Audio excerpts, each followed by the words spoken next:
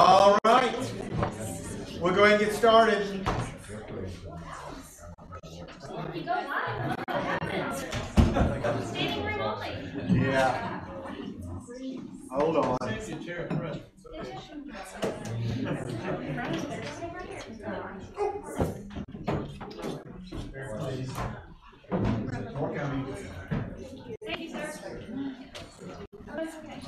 One more.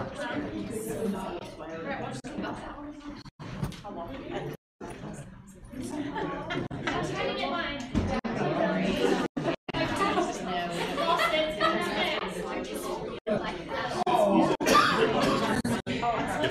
We ready, man? All right, we're going to get started. You are too much. We'll go over the board. We'll go over the agenda. Everyone's kicked out of the superintendent's update. I know, I just said I started shaking my head. Yeah. And some of the audience are going, please, please, please. Is there a manual on that? Okay. There is going to be a process, though. I can't tell you. Let me start out before I hit the agenda. We had our exit interview, as I mentioned in my email to the group, with the accreditation team. You did great. Everybody within the sound of my voice, you did fantastic. Obviously, part of their job is to find the strengths, and the strengths were just numerous, and it is across the campus, from even small things that may seem as though they're small to major things, and that's a true testament to each and every one of you. There's some opportunities for improvements. That's the term they use. Some of you should be familiar with that term, and we're going to kind of be talking about that over the coming weeks and months.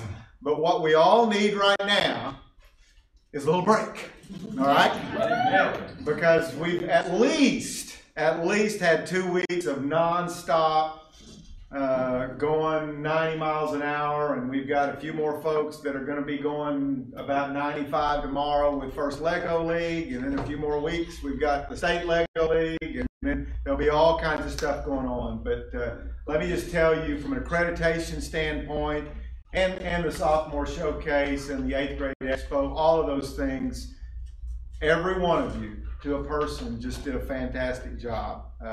And I know every one of those, part of the reason they go well the day of is because of all the work that you did many days before that. And so I hope that you understand that you just really have done a great job, and you continue to do a great job. And I appreciate that very, very much.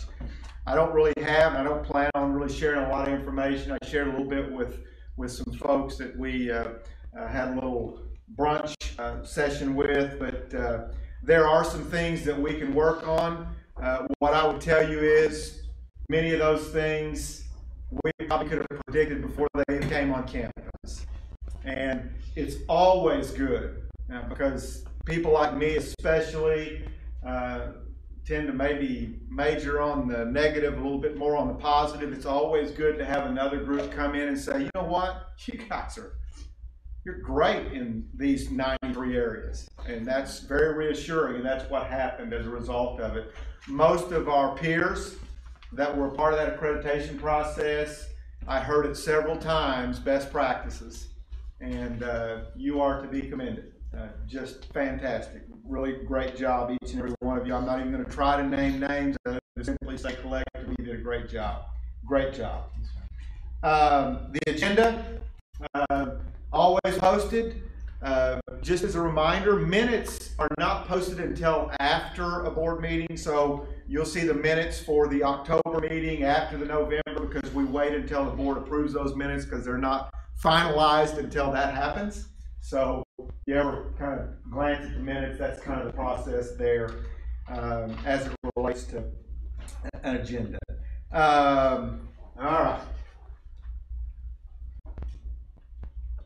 Let's start on 6, and we'll go quickly from there. Annual part of the budgetary process. There's a lot of steps in the budget process. This last board meeting was one of those next steps, which was kind of the next to the final budget as far as Gordon Cooper Technology Center is concerned. I'm going to talk about some of the capital improvements that we've got going on campus. I'm going to talk about St. Greg's. I'm going to talk about PTA, and I'm going to talk about the legislature. So those are not necessarily on the agenda, but those are all topics that may be of interest to you. Budget, we're still in good shape.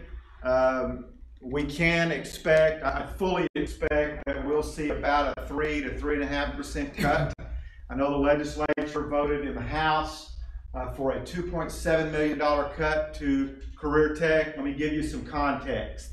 Career Tech, as a system, there's basically 4 things that they're funding, okay?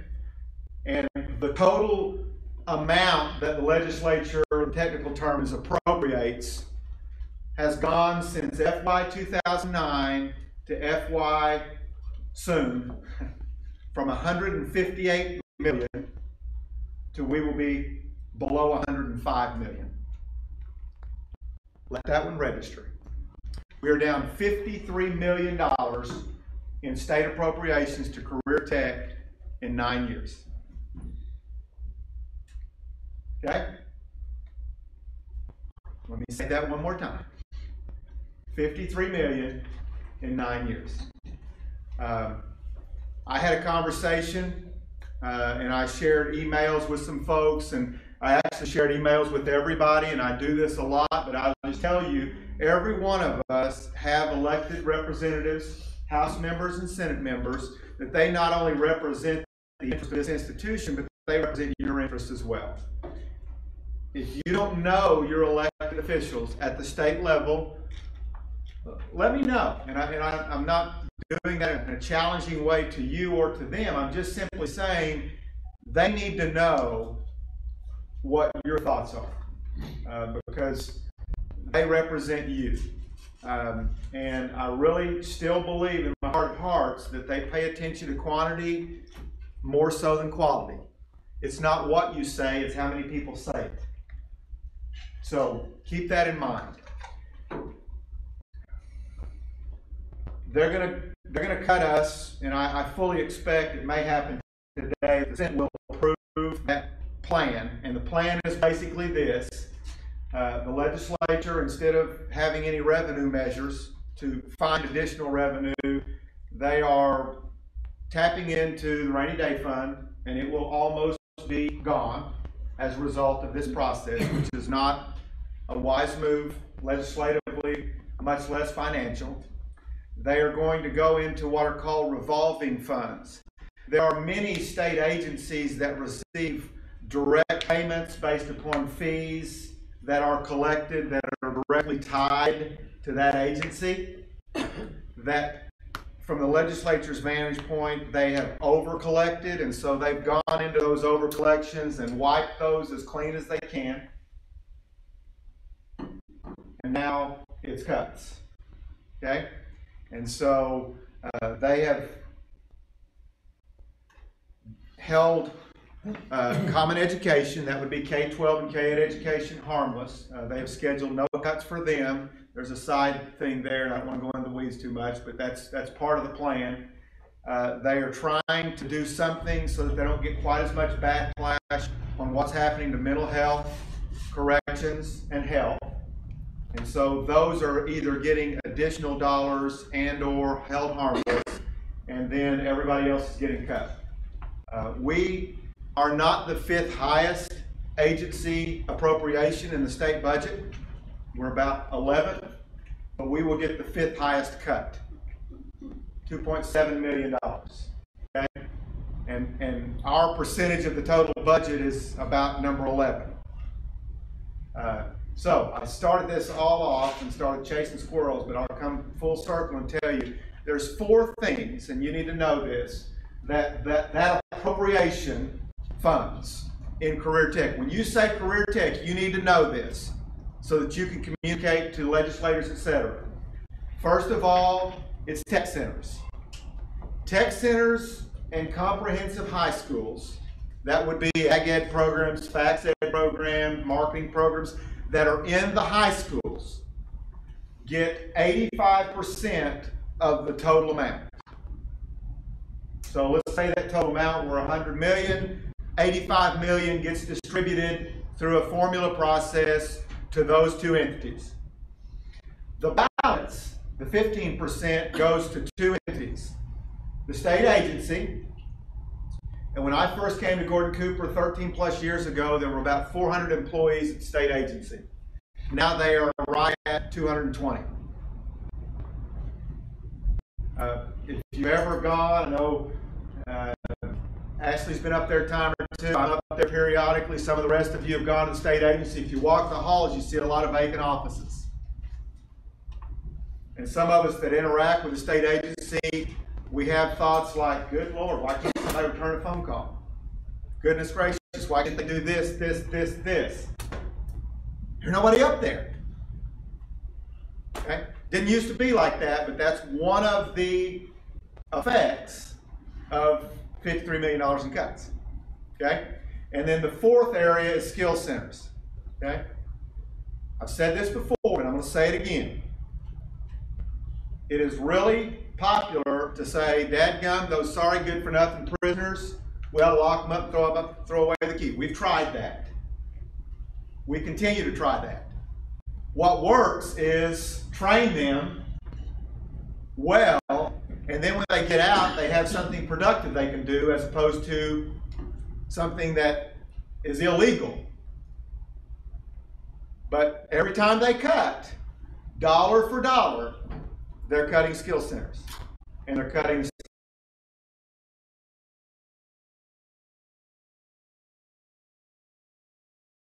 the budget process. That may have been a timer that said hush. May have been a legislator. Who knows? So I'll leave that alone. That was all under the head of budget.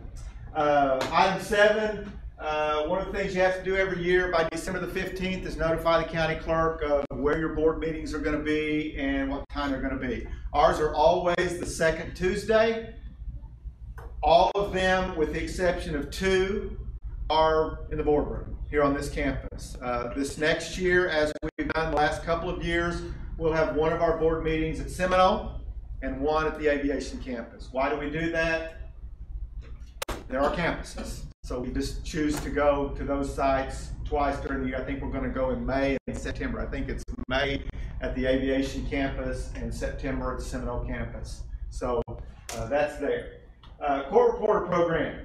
I think I talked about that last time. I'll kind of let that go, other than this was to approve the tuition rates for that program. And so that was done. I think hopefully if I didn't, I will now. Kudos, especially, I'll kind of identify 3 people especially.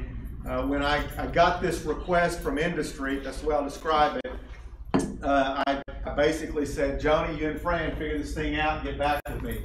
And they've done a fantastic job. In the midst of that, I had to reach out to Donna and Mike, because we had this financial aid piece that we had to clean up. And so every one of those individuals just did fantastic work. The plan is still January the 22nd. Not that Fran is paying any attention to that. We are going to have court reporter training on this campus. It will be a full-time program. It will be an adult-only program. It does qualify for financial aid.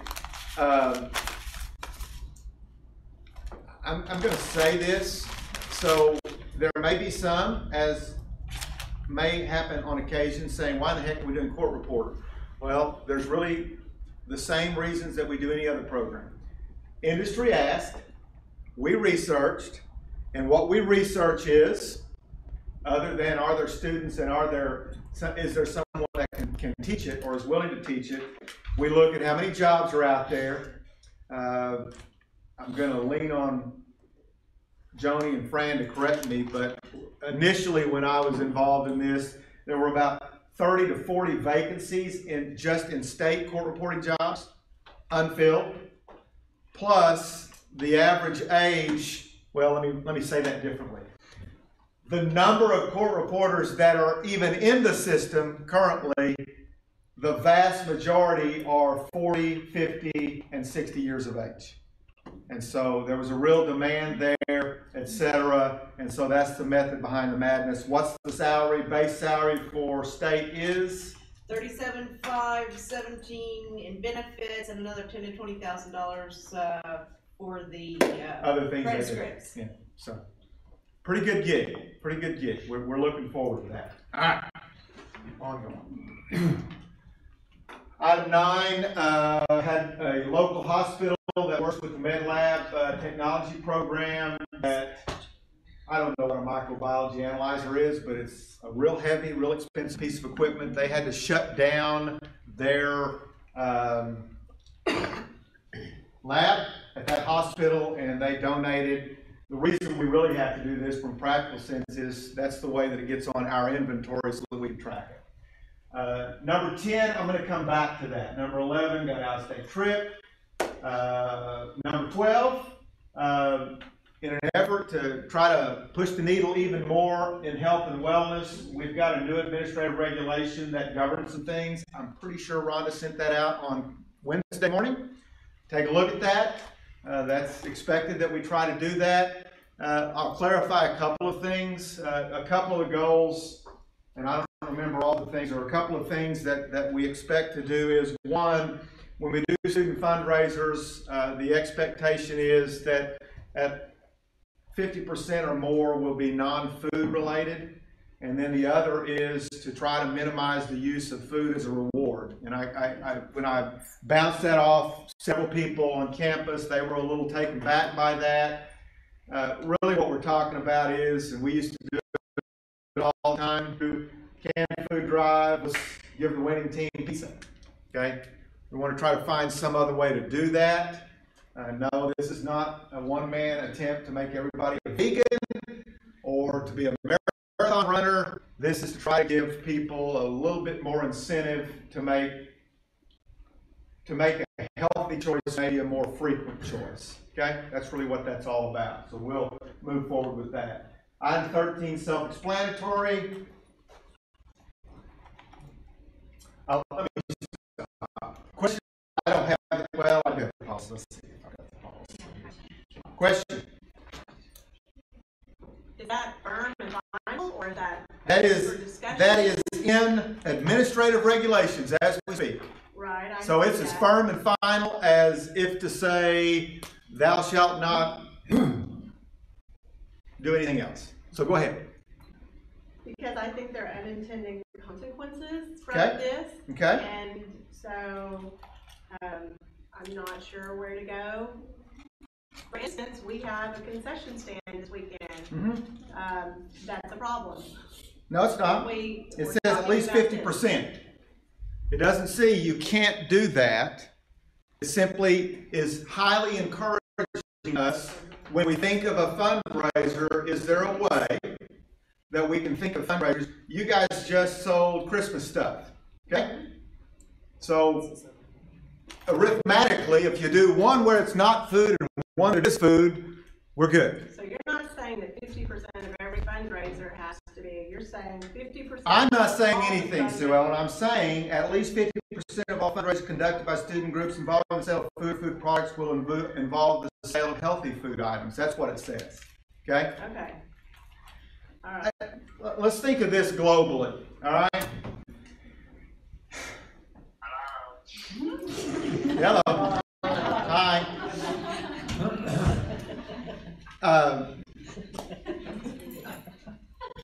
I would challenge us, and us would be all of us. I know there are easy things to do, and there are things that maybe aren't quite as easy, that if we thought of a different way to do it, we could. I'm not implying that no one's thinking of different ways. What we're saying with this administrative regulation, which is fine, it's a done deal, is that we're going to shoot to make sure that the first option on any fundraiser is not always, let's sell food. And if we do sell food, can we do something where it's a healthy option as opposed to something that's less healthy? Now, there's ample wiggle room in the way this is written to certainly allow them to have a concession stand tomorrow. This is not an edict on high that says you can't ever sell food again, thou shalt not, we're going to draw. It's not saying that. what it's saying to us as an organization is, what can we do to think about something other than that as a first option as opposed to what we maybe historically have, okay? I would use our food service ladies, and they're not in here, but maybe they're watching live. Kudos to Vicki. I'll get to you in just a second. Vicki and Kim, not everything we offer in food service, not even probably 50%. We're going to try, but if I can go back 6 years ago, you didn't get an email every day talking about fruit bowls.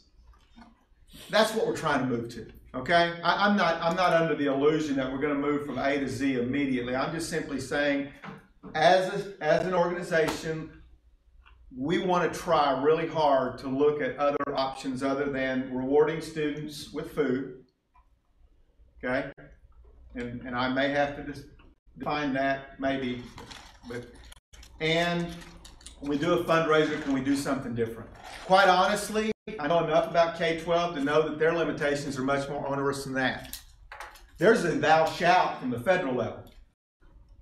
If you're going to get child nutrition dollars, there's not Pepsi in the vending machine. And they're not selling. Matter of fact, it can go so far in some districts in K-12 that when you have your Halloween party, what do? You send out a note that says no cupcakes, no this, no that, and I understand that's a real negative to some folks. This is a conversation about, let's think about the healthy option maybe as the first option, a little bit more option. That's really what it is. I am not going to be counting fundraisers. Got plenty to do. But I am going to say, hey, let's try to think of the healthy option maybe a little bit more as a first option. Okay, so you get the last word. Several access to resources that have ideas for other options for fundraisers, so I'll get all of that out to you, because just some of those ideas might help some. All right. Didn't know that was going to take that amount of time. All right, that's a good question. We did have a little bit of a discussion. Let me go 17, 18, 19, and 20. Go down on extra duty. Lisa Moreland, her last day as Director of Nursing. This is going to be her 29th year at Gordon Cooper Technology Center. And she was a student here when she was 6 years old. Okay? But I have attempted to shame and any other means of emotion that I could, but she still is bound and determined on December 31st. That's her last day, and we're sad about that, but that she's going to move on and do some other and different kinds of things. Is that accurate? And then to that extent, I asked the board to approve Charlotte Lee as the next Director of Nursing, and she'll begin that role on January the 1st. And we just, Secret is one of the new instructors there, and we did all of that to try to make sure that process on January 1st was as seamless as possible. We didn't act on it, but Mary Pierce is resigning effective to December 31st as well, and we're going to take the current evening LPN students through December of 2018, and at some point in time, probably some will make a decision on whether we're going to continue with an evening LPN. That decision has not been made yes or no, but it will be a consideration. So that particular department will be down a little bit as far as those kinds of things are concerned, but we still think that we can serve the students well. Kama Watts was hired by the board as the Stacy Wright, soon to be Vermillion, replacement as Business and Entrepreneurial Services Coordinator, and she'll begin on December the 16th. And the rest of the agenda was all finance stuff. Okay? All right. Let me back up. PTA.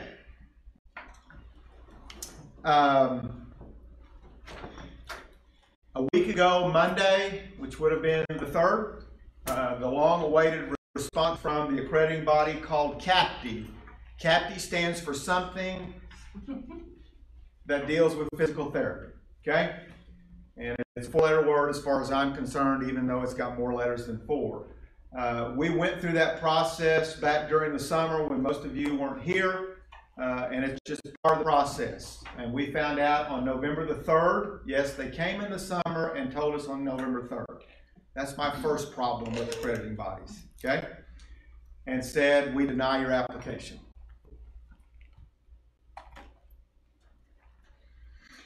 After I took several deep breaths, thought about who I know in Virginia that might be able to go by their office, just a lot of thoughts went through my mind.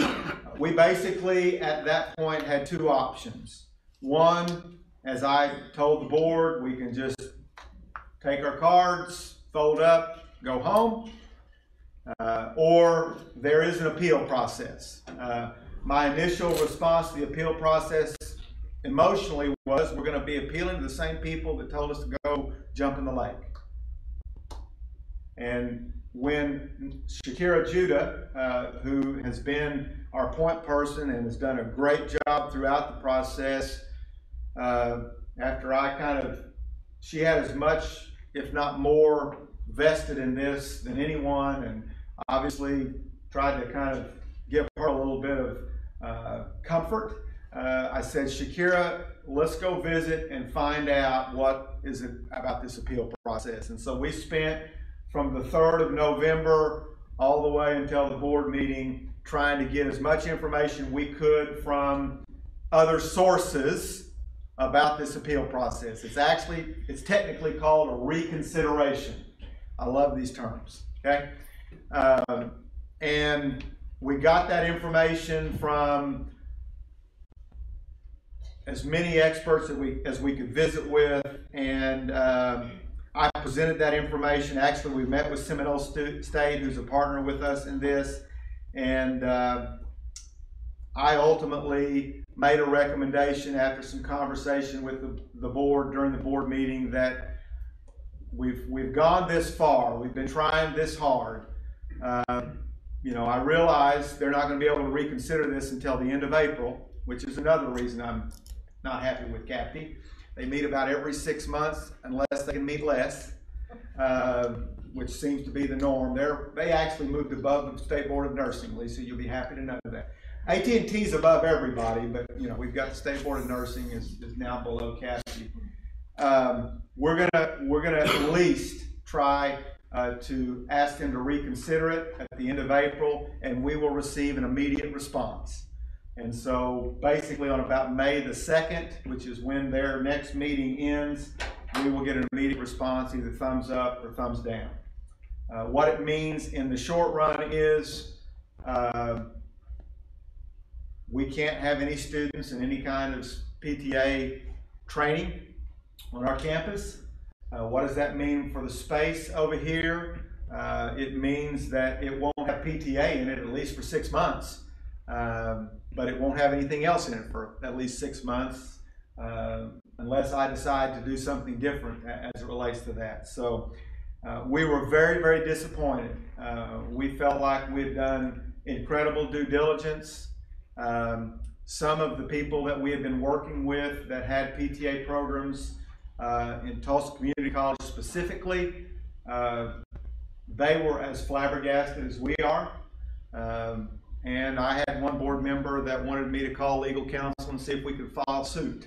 And I kind of had to calm that one down just a little bit. We were disappointed. Why was I disappointed? It's real simple.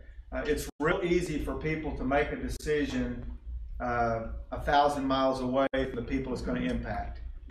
That's what really upsets me. PTA, there are lots of jobs. The people in our region and beyond need those people, and they are very, very good jobs. And I always think about the individual that makes it through a program like that, and how does their life change as a result of that. And unfortunately, it seems to me that people in Virginia at headquarters pay no attention to that. And so we'll push forward, and if we get an affirmative in May, the very 1st of May, then we will start possibly in the summer, at the latest August of 2018. So it pushes us back a full 6 months as it relates to that. Questions, comments? I've given you every piece of information, even my mini editorial comments. I may have found my job after retirement, which is to go to any accrediting body known to man and make their life miserable in direct proportion to the misery they create. Christmas party December 4th? December 4th is Christmas party. Great segue there, Ashley. Hey, all right. I think it's going to be a chili cook-off / Christmas party, and knowing the people that are actively involved in that, I will probably need to be sick that day, not because it's chilly, but because there will be all kinds of things that will create red faces and embarrassment. I'll get an email out after we get back from the holidays on details of it, and it'll give everybody about a week, but it will be a chili cook-off, and there'll be different categories for it to enter in, and we'll have that, baked potatoes, and holiday cookies and stuff, and we'll vote on the chili and fun and games. December 4th, okay? I know that's kind of in between Thanksgiving, but really kind of felt like for food service and for us collectively trying to have Thanksgiving meal next week was, no, let's just try to make it through Monday and Tuesday and go enjoy 4 days with our families, okay? So, anyway, anything else there, ladies? Matt. Shakira says that she's happy to talk with anyone who has questions about the program. She's in Seminole today, but will be on our campus Monday. Okay. All right. You should Shakira be happy to answer. Yes. St. Greg's. Oh, St. Greg's. 2 more things. Oh, 13 sorry. minutes. That's fine. No. St. Greg's. Oh my goodness. So let's see. What happened that week? Yeah. St. Greg's was another gut punch.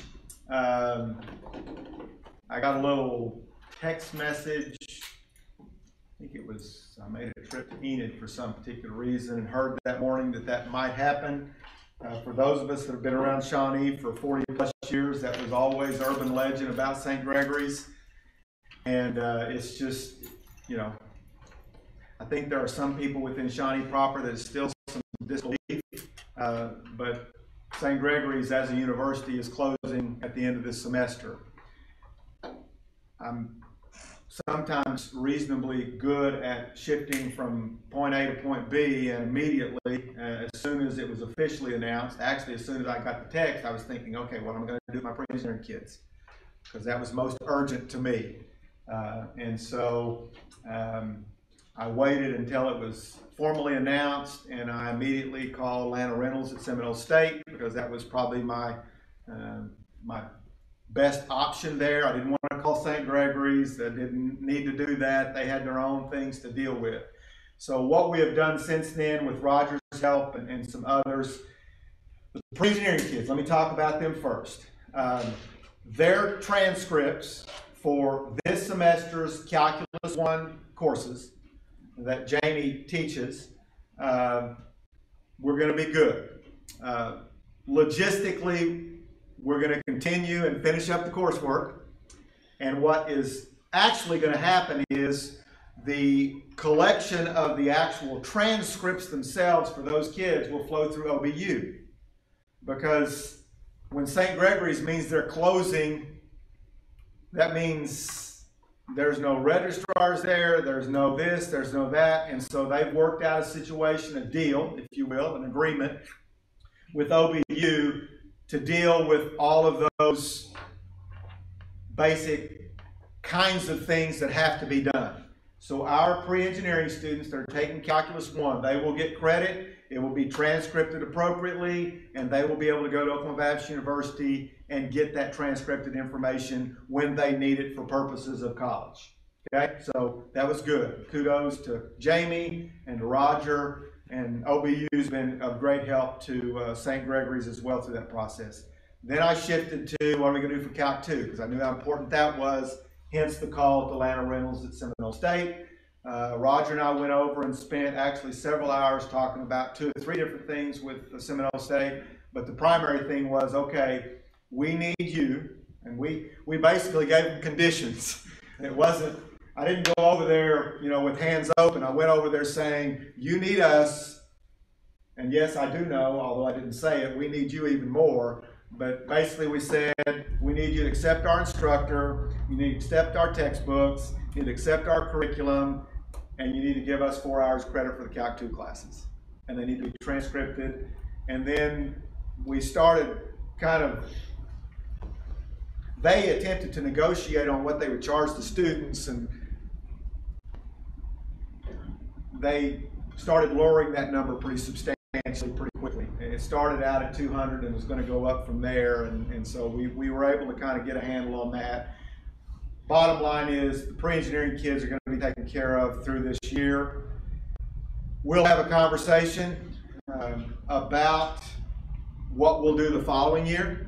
We'll kind of see how things go, but sometime probably March, we'll kind of see how it's going and see where we want to go from there. Do we want to just continue that relationship with Seminole State? Do we want to do something different, etc.? But right now, what was most urgent as it relates to St. Gregory's was getting those pre-engineering kids taken care of.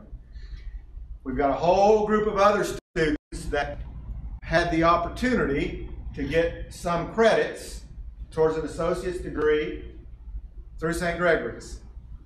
That has always been contingent upon taking hours at St. Gregory's that you had to complete first to get the credit. Well, if an entity no longer exists, there's no way to get those hours. And so anyone that hears or has questions about that, the bottom line is that part of the agreement with St. Gregory's, there is not a fix. This may not be the best analogy, but the ship has sailed for that opportunity. I did plant the seed with Seminole State. That was another one of the topics about we need to revisit the alliance agreements that we used to have and see what we can start doing to try to leverage that relationship back. Maybe not exactly like it used to be, but a heck of a lot better than it is right now. So that's St. Gregory's, and that's a little bit of Seminole State. Different things that are going on campus, I'll call them capital improvement things. You've probably noticed on the south end that for a while there was a large ditch. And if you didn't know it or you did know it, we unearthed a few dinosaurs, a couple of bodies, and about 65,000 pounds of oil field equipment. Because evidently it appears as though oil companies at some point in time in the distant past had pump jacks and a whole host of other things in our south area, and in unfortunately typical fashion, they dug a hole and just dumped the concrete and the steel in a hole about 2 feet. I wish it had been 4. Been 4 would have been great, right, Brett? Yeah, 2 feet is not good if you're going to put an electrical line 30 inches or more below ground level. And so we found that, lucky us. And that kind of created some bigger holes out there. But I would say if we're lucky, next week, maybe Tuesday, we might have that sign operational. They will take the old sign down. If you see some of the signs on the northwest corner by Diesel, they were working on the signs there on the east side. Kudos to Brett and all of his folks for getting all those things, and several of you had great input into that process. Already, those 2 big signs, they really look nice. Great job. And I have no doubt that the other things will happen as well. We've got bids that we will be opening. There's actually a pre-bid meeting on the 27th, Brett? 27th to 28th on 3 projects. I mentioned these last time. I'll mention them again. We've got a roof, G-wing roof, which is basically graphic design to the south and over industrial training. It does not include the safety center and the elevated height. It's all the rest of it, new roof. We have windows on the north side of campus that basically take in kind of the big banks of windows that face north will all be replaced with something that actually stops the wind and the sun, etc. And then the third item is new seating in the seminar center. We will get rid of The plan is to get rid of all the seating that's in there right now, including the little ledge. That really, all of that takes up way more space than it needs to go with what I'm calling more of an auditorium seating. It'll give us 30 to 40 more seats, and there's some other things that we'll be doing with that as well. Those bids will be opened on December the 5th, and then the board will have an opportunity to act on them at the December board meeting with plans that in early spring we'll begin some of those projects. Someone asked me the other day, how long will the seminar center be out of commission? Have no idea. We'll obviously try to stage that in such a way that it has minimal disruption, but it's just part of it. The roofing can probably be done anytime, because roofing, under most circumstances, you can do that no problem. The same would be true with the others. The next set of projects that we're going to try to have a early March bid opening would be basically 3 or 4 things. Finish renovations of the road, the inner road around this campus. So we've gone that way, we've got east, but we don't have north, and we haven't finished the south side. So finish the renovation of that with some additional parking where it's feasible. Remodels of E, D, and North faculty restrooms. They still have, I don't know, we may be able to sell some of that tile to the Smithsonian. I have no idea, because it's not circa 1950, but it's just a few years after that, and they certainly need to be addressed.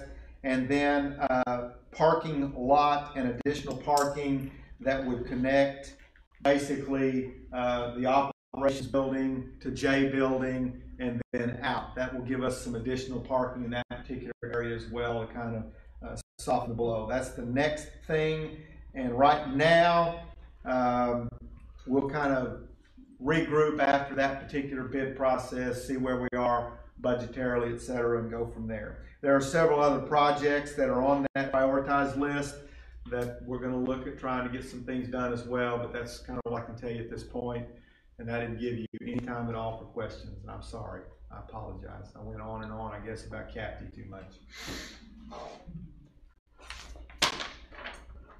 Mr. Lewis, one thing in that seminar center when you're considering the changes. Don't say sound. No. Oh, okay. That too, but Yeah. those stairs, those little midget stairs and the big stairs. Midget stairs. What a rude thing to say. I didn't mean that in a bad way, But you did mean it in a bad way. well, we had several faults. I know we have. It's because there's a short. Mr. Byron, are we going to address that? Yes, we are. That's exactly right. There's actually 2 other pieces there that will drive up the cost. One is to deal with the, let me write that down, midget stairs.